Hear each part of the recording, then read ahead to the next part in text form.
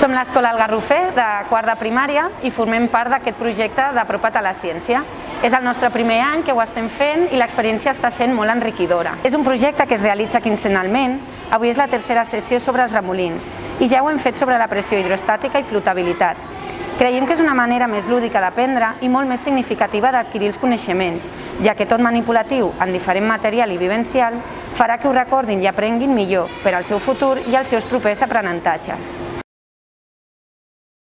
Hem fet uns remolins i el material ha sigut 2 ampolles buides i un punxador d'aquests per punxar i també cinta, colorant i aigua. Hem taponat els dos taps de les 2 ampolles i li hem fet un forat. I li hem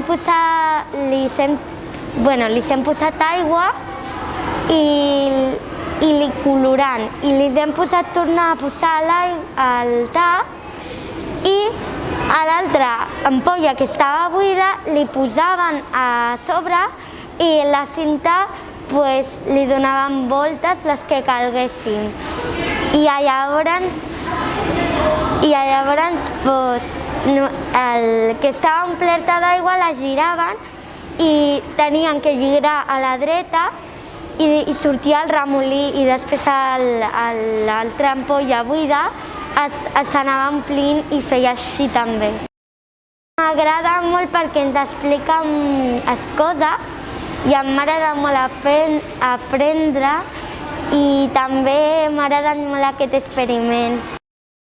El que més m'ha agradat dels experiments ha sigut la flotabilitat. Em va agradar molt perquè vam fer flotar unes caniques amb plastilina i un mini tàper i això em va agradar molt. Crec que en altres experiments puc aprendre més coses de la ciència i això. El que hem fet amb el meu grup és apretar l'ampolla de damunt perquè surti aire i es faci el remolí. A mi m'agraden els experiments perquè de gran vull ser científic.